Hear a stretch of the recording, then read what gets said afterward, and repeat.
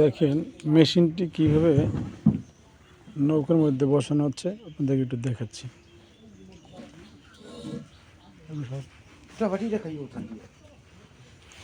প্রথমে ওখানে একটা ওটা দিয়ে একটা পাইপ আসবে।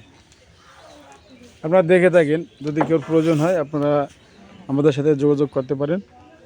এখানে সুদক্ষ লিঙ্কটা রেখে দেবেন, মিস্ত্রি আছে। এই যে দেখেন দুলাল বর্মন অধিকারী। তুমি কিছু বলো বলো। এখন লাগাস কেন